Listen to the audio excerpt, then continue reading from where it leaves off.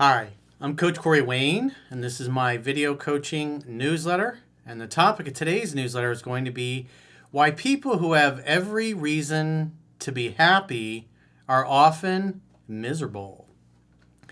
Well, this particular email is from a guy who's got every reason to be happy. He loves what he does. He's a video game designer.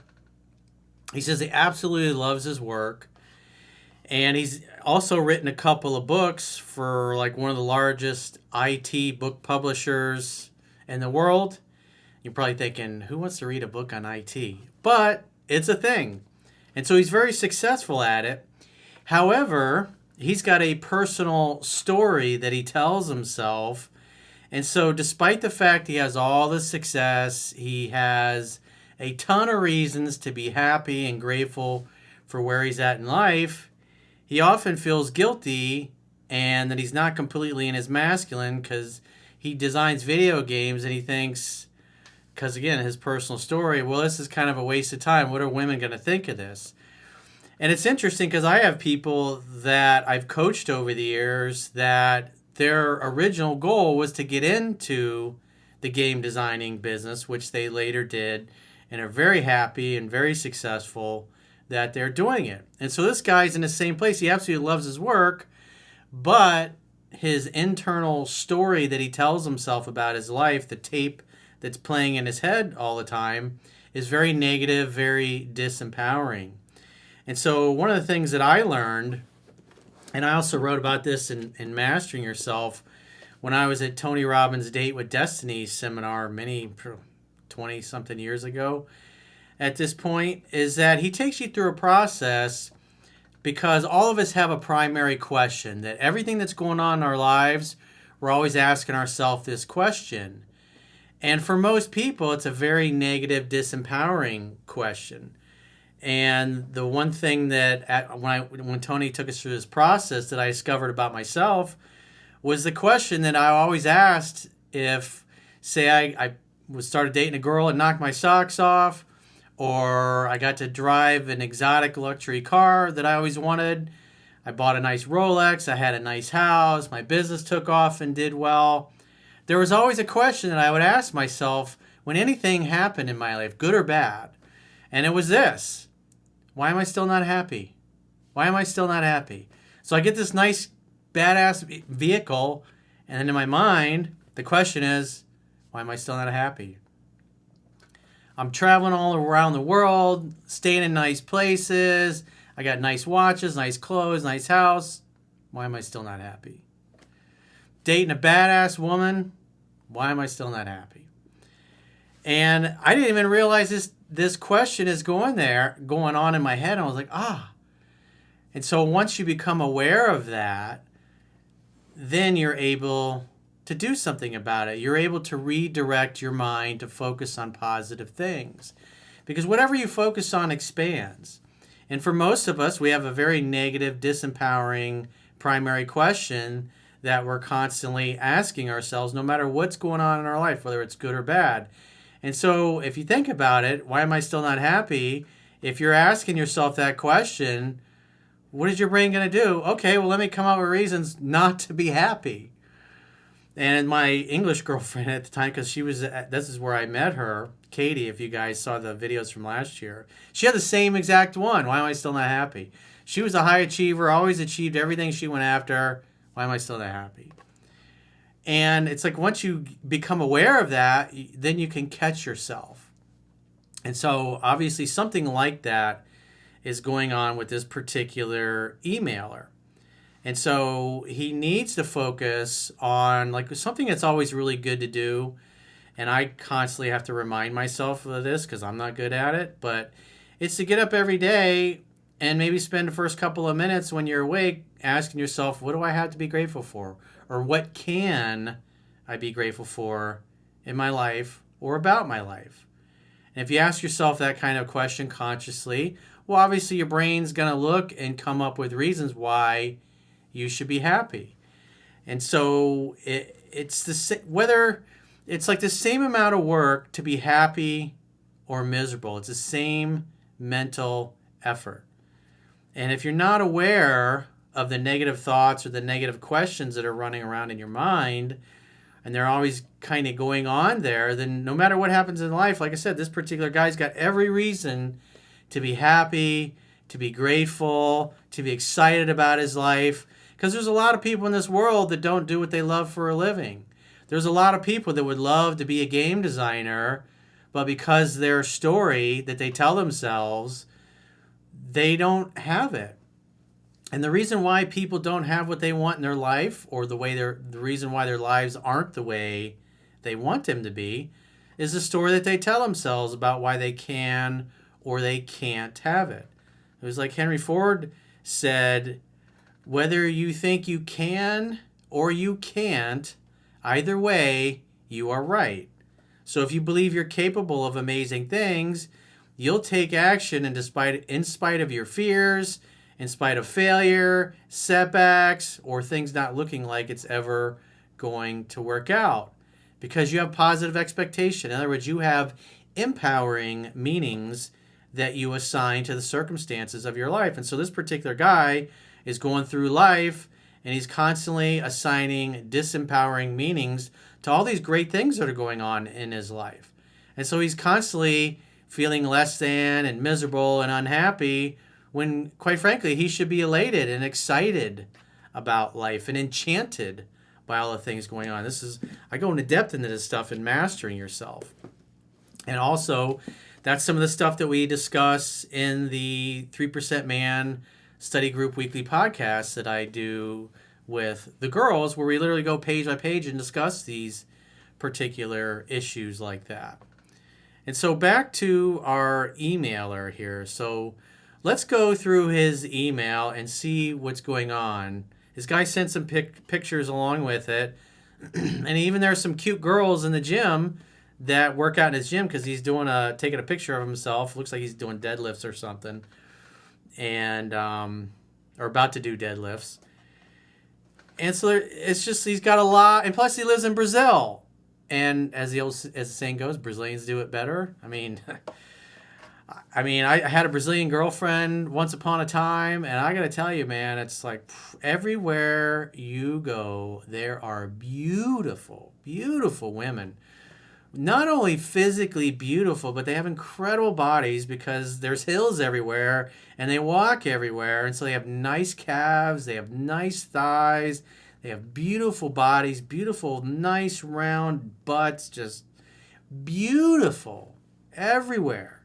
There's just, you could throw a rock and hit a hot girl in Brazil. Sao Paulo or any of the other big cities is like, I was absolutely amazed at how many beautiful women there are in Brazil. They're everywhere. And so this guy is in the land of beautiful women. He's surrounded by beautiful women. He has his dream job, and yet he's constantly looking for reasons to be miserable and unhappy and feel like his life sucks, because he's asking himself shitty questions. Whatever you focus on expands. The quality of your life is in direct proportion to the quality of the questions that you consistently ask yourself. And so if you're miserable all the time, you got to stop yourself and ask, well, what is it I'm always asking? What is my mind presupposing about myself or my life or my chances to accomplish something or be something or become something? So he says, hello, Coach. Thank you for the awesome work you've been doing. I already got in touch with you, and I'm the guy from the previous video newsletter, Why You Should Never Get Butthurt Over a Woman's Contradictions, Testing, or Trolling. I'm on my third read of the book, though I already listened to the audiobook numerous times. I stopped counting after the 10th time. After 28 years as an atheist, my life made a 180-degree turn, and I got baptized and began a 2-year journey of exploring and embracing Christianity. Before this journey, I also delved deeply into Stoicism, psychology, the genuine understanding of hormones, emotions, and how brain and body muscles create a memory storage of our life experiences and use them to navigate us through life and self-improvement. Coach, I have 2 main concerns. I'd like to hear your thoughts in a video. Feel free to pick one or both if you feel like it. Number 1, I feel disconnected from the real world, and I'll explain this one in the next few paragraphs. Number 2, despite my knowledge, I struggle with personal growth and emotional stability. As seen in the other video I mentioned, I get easily upset by certain things, especially when I feel disrespected, leading me to cut people off quickly.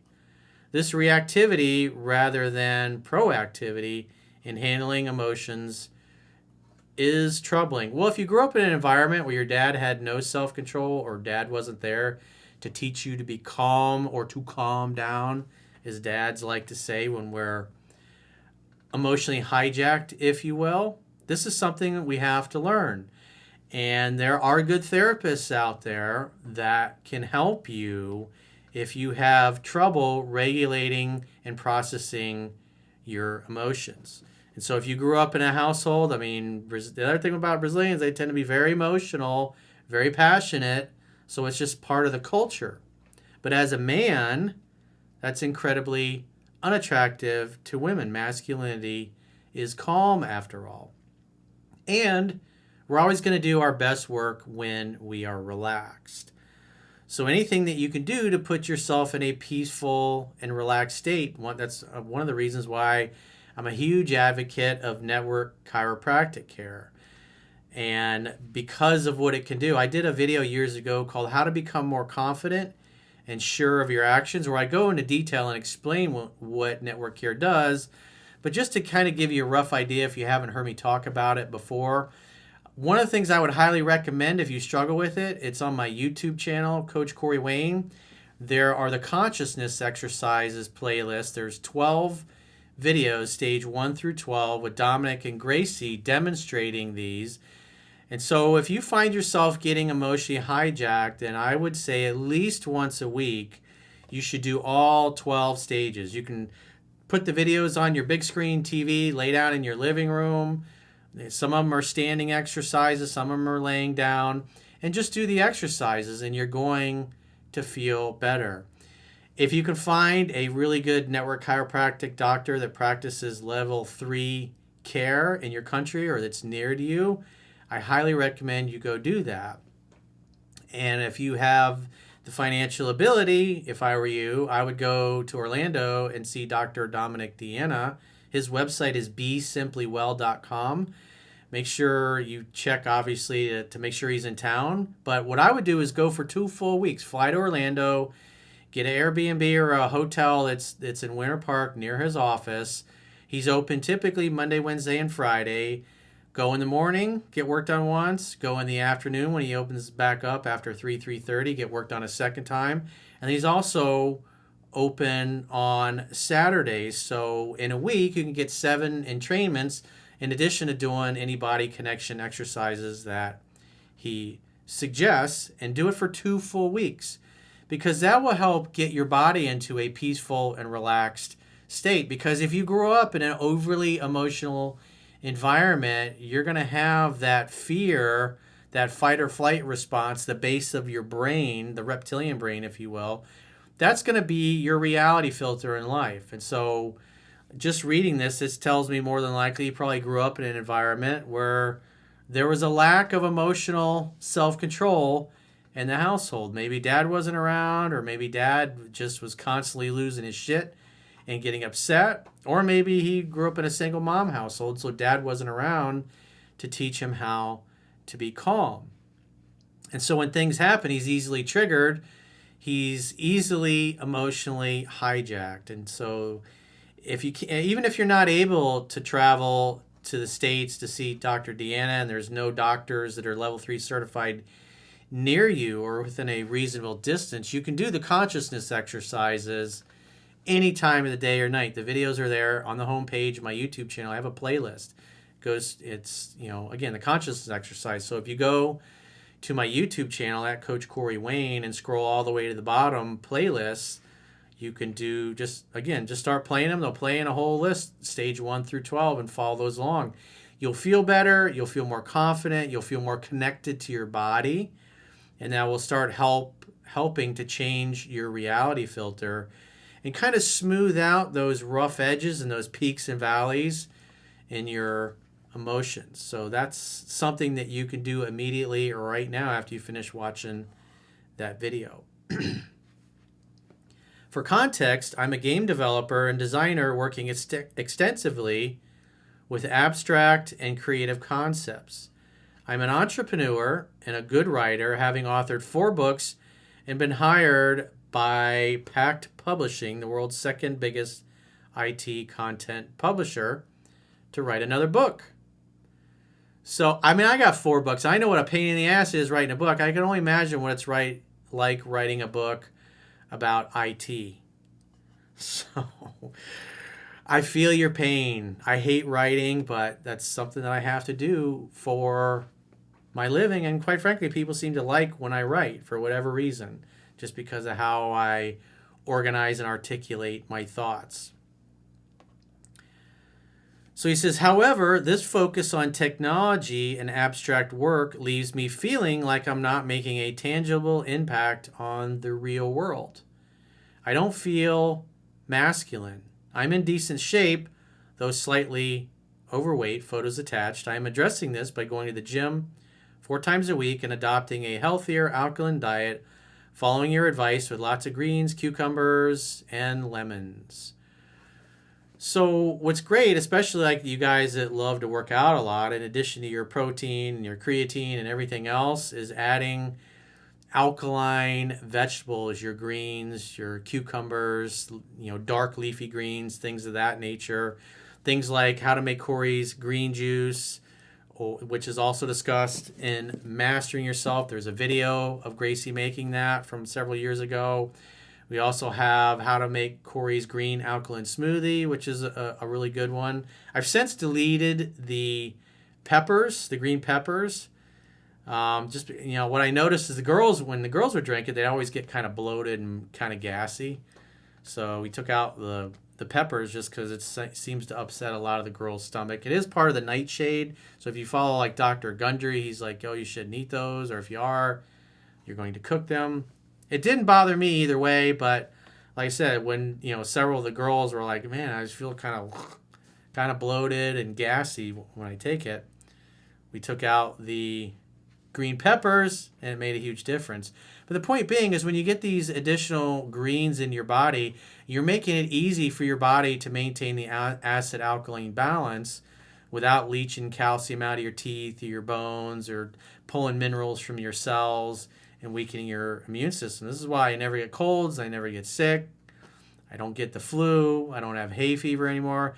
Now, if I go away on a vacation and I drink and I eat a lot of crap, yeah, I'll get a runny nose and things of that nature. But, years ago, as I wrote about in Mastering Yourself when I was a kid, up until I was 30, 31, when I started juicing and I came up with this juicing recipe that I've been doing for over 20 years at this point, both my nasal passages opened up. I didn't have skin problems anymore. I didn't get the flu. I used to have hay fever all the time. I get around dogs or cats, and my nose would always start running, and I'd just be messed up for the whole day.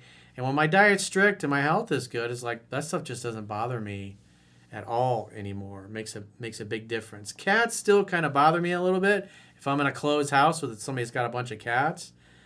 But other than that, I'm usually pretty good around animals. Whereas like when I was a kid, like it messed me up. My eyes would get all puffy and itchy and stuff like that. But not getting the colds or the flu or all that stuff that everybody else gets, because I would get sick several times a year and all that stuff went away. So I highly encourage you to add these greens and some of these things I talk about in Mastering Yourself to the diet that you already have. A lot of professional athletes add the green juice and the smoothies into their diets. And when it comes to, when you look at like whether it's guys in the NBA or guys in the NFL, that last quarter and a half when everybody's gassed, because as Vince Lombardi said, fatigue makes cowards of us all. Man, the green juice and the alkalinity, it's like it gives you a boost.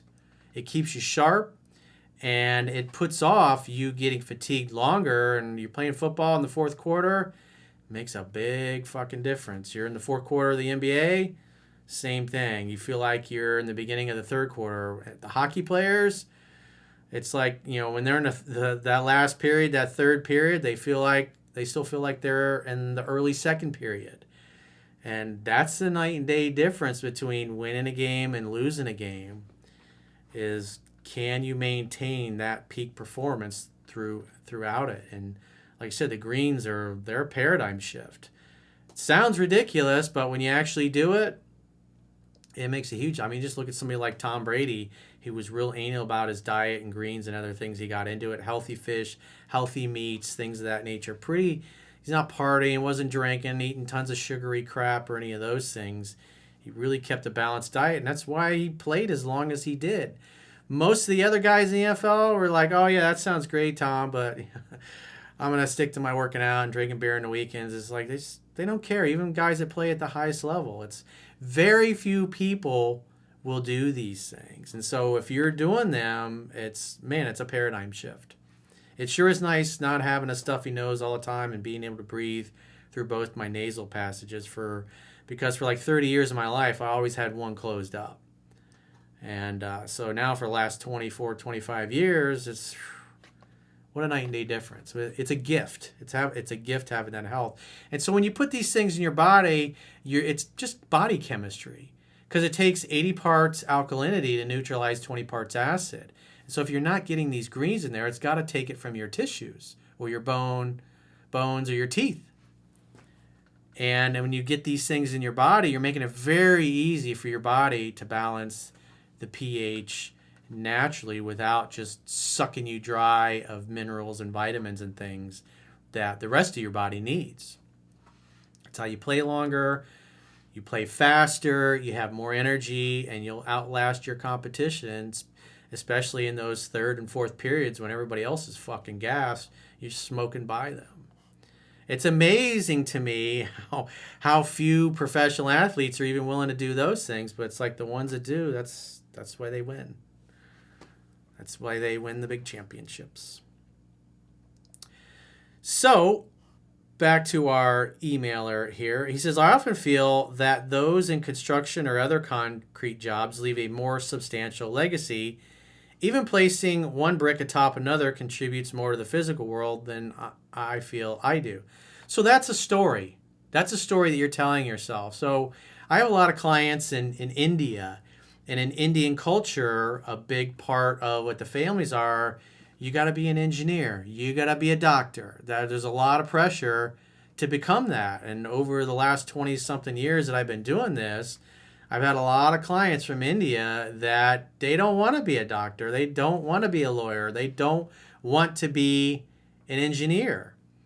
And they have other things that they're more passionate about that they would work harder at, but their families really discourage them. And so they have a hard time going for the things they want because their families, in essence, they want the best for them, but they're, in essence, working against them. And so when they succeed and they do really great down the road, obviously the family's like, hey, we're so proud of you. So that's why it's important to choose emotionally compelling goals for you that excite you and light you up. And so maybe somebody in your family said, oh, you got to be a builder, you got to do this, you got to do that. Or maybe there was pressure to go into a certain career and you went against the grain. But at the end of the day, everything you build in this world, everyone you love, everything's going to turn to dust eventually in a long enough timeline. Even these buildings that are built are going to turn to dust. And as long as we don't have some major EMP, when you're creating things in a digital world, they technically can last forever. I mean, people 1,000 years from now will be able to play your video game still. If the technology exists, I assume we don't blow ourselves to hell. I don't think the aliens will let us do that, but that's still a possibility. But, any house, any building that's standing today is probably not going to be around in 1,000 years. It will have been long since torn down and something else will be built in its place. So it's just a matter of time. So that's just kind of a silly, disempowering belief, and maybe you should contemplate on where it came from, because it's something that somebody or society gave to you. So listen to this next statement. I love what I do, Coach. Seeing my creative ideas come to life as games and watching people engage with them gives me immense satisfaction. So if you think about it from this perspective, you build a house, who's going to appreciate that house? Maybe the family that lives there, maybe some of their neighbors and friends, maybe a few dozen people will really appreciate that house. But if you build a video game that millions of people play, well, you're bringing happiness to millions of people. And, quite frankly, there's a lot of people that make a lot of money playing video games for a living. It actually can be a very lucrative career for people that really take it seriously. Plus, I got a lot of friends that are vets, and playing games like Call of Duty and other things, it really helped them with their PTSD. And so without those games, without that outlet, they'd be in a lot worse shape. Probably some of them wouldn't be here anymore. So again, it's all how you look at things. As Wayne Dyer said, when you change the way you look at things, the things you look at change. So again, if you're feeling shitty and you're feeling miserable, what is going on in your mind? Ask yourself a high quality question.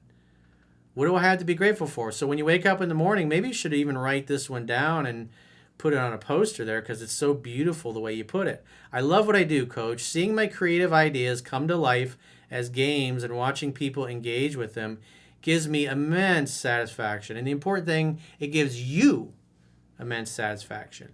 The reason you design games is because it brings you immense satisfaction. And because you love it and you're so good at it, other people get to enjoy that.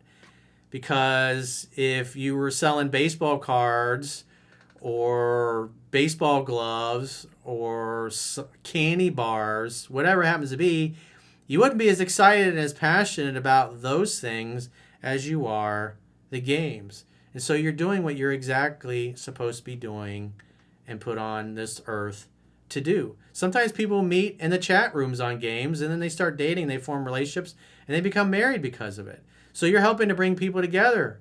People meet through video games and form relationships and have families because of it. They change countries. They move across the world for one another. So again, it's all how you look at it. What do I have to be grateful for? What can I be grateful for in my life? Well, you're one of the lucky ones, as we would say. But it's not really luck. It's like you took action. You knew what you wanted. You had an emotionally compelling reason what you wanted. You came up with emotionally compelling reasons why you wanted what you wanted. And then you took action to make it happen. I've had clients that have come to me when I first started working with them, and they wanted your job. They wanted to do what you're doing. And they struggled, and they went through a long period of striving and proving themselves. And now they write code and design video games for some of the most popular game companies in the world. So you're living your dream job. Most people are not. And so you should be grateful for that. Because success is being able to spend your life in your own way, and you're spending your life doing something that gives you immense satisfaction. So focus on that. Remind yourself of that. Ask yourself high-quality questions about that and why and what you have reasons to be grateful for. I aspire to become the greatest game designer in Brazil, believing that games and game thinking, abstracting life challenges as systems of incentives toward goals, can help people achieve their dreams. Well, another thing, there's a war going on right now, and all those gamers, people probably that have played your video games in the past, they're using it to fly drones into the Russians and vice versa. They're loaded with explosives. And that was something that 10, 15 years ago people wouldn't have thought of. But now when people get conscripted and sent into the military, their gaming experience is not only saving their lives, but the lives of their brothers in arms. So everything has a purpose in life. Even as horrible as war is, because of all the gamers in Ukraine, when you look at it now, they have an advantage over Russia, and that's helped keep the Russians at bay, is their gamers. Have in essence kind of saved the country from completely falling into the hands of the Russians, who, when you watch Russian TV and you listen to Putin in interviews And the commentators on Russian TV through the translated clips, well, it's pretty clear that, I mean, especially when you think about, I mean, Russia was founded in Kyiv. That's where Russia came from. So to Vladimir Putin, the place where Russia was founded isn't even part of Russia anymore. That's why they all say it's not really a country, because they want the whole thing back. They openly say it and talk about it. And they definitely don't want NATO coming in there and taking over and having what used to be the heart of where Russia was founded is now part of NATO. Of course they don't like that or want that. That's why they've been threatening for years that a red line is Ukraine joining NATO for Russia. They didn't invade because of NATO, but they certainly didn't want NATO to take over Ukraine or to become part of NATO because, again, the way Vladimir Putin and a lot of the Russian elite think is Ukraine's part of Russia, and it always should be part of Russia. He's even said it in many speeches. And so to him, he wants to take it back before it completely falls into the hands of NATO and the World Economic Forum and the rest of the people that, you know, kind of are anti-human when you look at the World Economic Forum and depopulating the world and all this other crazy shit that these lunatics are into and trying to push onto the rest of us. So to him, he probably thinks that he's saving Ukraine from eventually being destroyed by DEI and all the other silly nonsense, because he also talks about all that stuff. I mean, if you guys saw what happened with the opening ceremony of the Olympics the other day, you're like, you got some dude with his nutsack hanging out, leaning over a child on television. It's like, what the fuck, dude? It's like, if that was my child and some dude is leaning over my child with his nutsack hanging out, I'm going to rip that fucking thing off. If it was me, it's like, get the hell away from my kids. So there's a lot of perverted shit going on. All that stuff's been scrubbed from the internet, all the videos. They filed the DMCA request to take down, and it's like, that's totally inappropriate. So Putin talks about this stuff in his speeches, and when he looks at those things, he's like, the West is committing suicide in his eyes. So might as well grab Ukraine now, because you got a guy that's a dementia patient that's running the country and who didn't do anything the last time he took part of Ukraine. So why would he? Weakness invites aggression, so why would he think otherwise? I know they went on this whole other diatribe about that, but this is all part of the thing here. It's, you know, guys that are designing games, you get people that become really good at games and virtual reality and flying drones, and they're helping keep the Russians from completely taking over Ukraine and then just raping and pillaging like invaders have always done. So again, it's all how you look at things in life. You can look at it as very positive and empowering or disempowering. Yet I'm troubled by the abstract nature of my work and the stereotype that men should do concrete things, build, shape, and transform the world physically. Well, they actually are. They're fighting wars with the stuff that you design, the skills that they develop, articulating those little controllers around it. If you ever watched any of the videos, those guys got the goggles on, they're hitting their vape pens, and they're just flying drones all over the place. And it's saving their lives, it's saving their country. Even though it's, I mean, basically you got the oligarchs and the elite that have sent all the flower of Ukrainian youth and Russian youth to basically die in this war that should have never happened, but it's always the little people that end up dying in these wars. And so your life's work is helping in some small way to contribute to skills that are being used in the battlefield.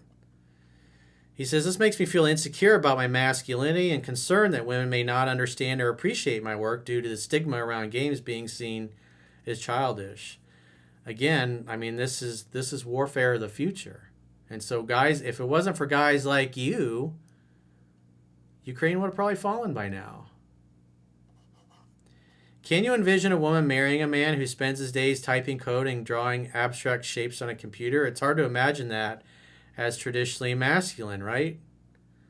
Well, I think Elon Musk is doing pretty well, and he's an engineer, and he writes code, and he does all of these things. So He's done all right. He's the world's richest man. Look at Jeff Bezos and what he's done. I mean, he's one of the richest guys in the world, all based on a technology company that he built. So, I mean, Elon Musk has got, I don't know how many kids. He's got 10 kids now, 10 or 12 kids by 4 or 5 different women. He's spreading his seed far and wide. How is he not winning? He's building rockets that land themselves. He's building artificial intelligence that is driving these cars, and eventually that will be rolled out to other car dealers. But that intelligence, that AI, eventually is going to run robots. And those robots are going to get to the point where they're so cheap that everybody's going to be able to have a robot. It'll cook, it'll clean for you. If your house needs to be painted, it'll paint the house. If your landscaping needs some touch up, it'll do the landscaping for you.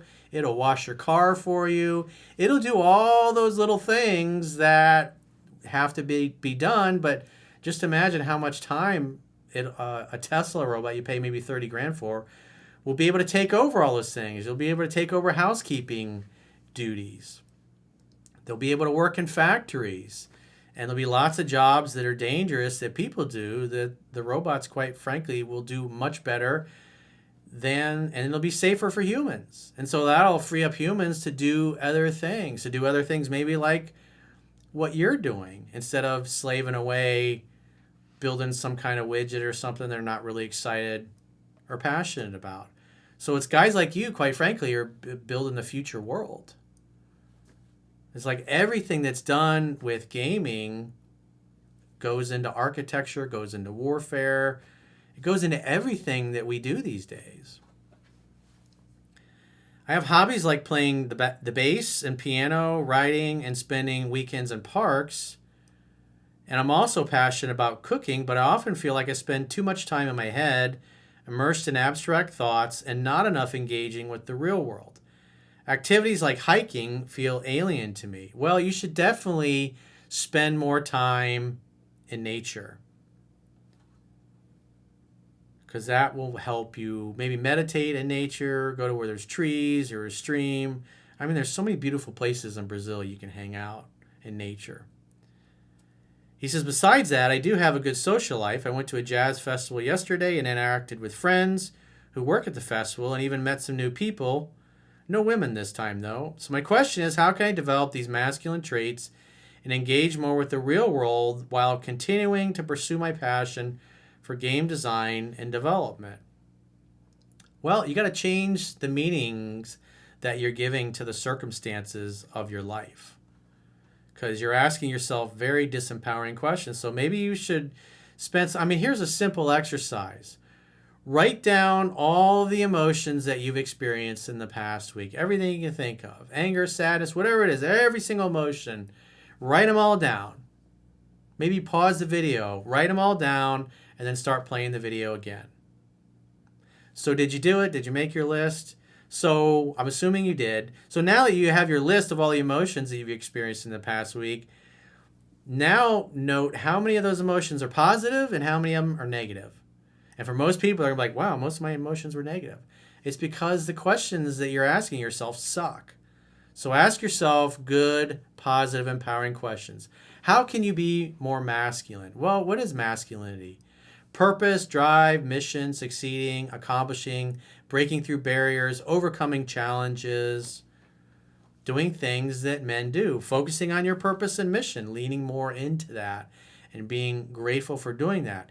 Getting out and participating amongst humanity, because as a guy who is in your head a lot, you and probably work on a computer, maybe you work remotely, you have to force yourself to get out of the house, to go to lunch, to go to dinner, to interact with and mingle with other like-minded human beings that like to do the same things. Spend time in nature. Do masculine things like shoot guns, train a pistol and rifle, and learn to be really good with it. Dangerous, fast, and lethal. That's something that every man, self-defense is part of self-reliance. I know people on the left get all butthurt and upset about it, but making yourself weak is not going to do anything to discourage criminals or strong people from attacking you. Weakness always invites aggression. That's why Russia invaded Ukraine when Biden was president. That's a fact of life. Vladimir Putin wanted Hillary Clinton to be president. He didn't want Donald Trump, even though that's what the media tried to convince us of. That is a hoax. The fact of the matter is he wanted Hillary. And when you got Biden in office, it's like, what's the guy going to do? I mean, he's shocked by the reaction of NATO and all the weapons and everything we sent to Ukraine. And all his FSB told him that, hey, Ukraine's going to fall in 3 days. But it didn't. And all the javelins and the other things that Trump sent to Ukraine when he was in office helped them stop their advance on Kyiv. And they had to turn around because their supply lines, their logistics were overstretched. So, again, it's all how you look at it. So do more masculine things. Maybe train with jiu-jitsu or join a club. Join a men's club or something that you can do. Go rock climbing. Do masculine things. Hang out with more human beings. Because if you're a technical guy or you work remotely, you're going to have to force yourself to get out of your house and interact with other human beings. Because, yeah, you're going to feel a little off and a little weird if you're not getting outside of your comfort zone. So if you guys haven't already signed up for our members-only content, in the video description below, there are links that will take you to sign up on YouTube or Spotify or my personal website. You can go to understandingrelationships.com, click the Plans tab. You can do a 7-day free trial for either the monthly plan or the annual plan. And if you choose the annual plan, you get a 25% discount for paying upfront after the 7-day free trial. If you would prefer just to consume the videos only on YouTube, the links are below in the video description. Same thing with Spotify. If you'd rather consume the members-only content on Spotify, then go subscribe on Spotify. And so what you get is you get 6 additional members-only video coaching newsletters similar to this one, plus obviously if you're subscribing on my website, you get the email analysis that goes along with those. We do a weekly 3% Man study group podcast, and we do a Mastering Yourself weekly study group podcast where we go literally page by page in the books and discuss the concepts, the principles, and the information taught in the books. It's like an online class, if you will, with myself and the girls and the guys, where we really take apart all the things that are in the book and discuss them, and obviously really, especially the economic stuff. We talk about real estate and things of that nature, and the economy and what's coming down the road. Is it going to crash? Is it going to boom? What's going to happen next? We discuss all of those things, and there are special interviews and other videos that we do that we don't release to the general public just because too many people get butthurt and upset.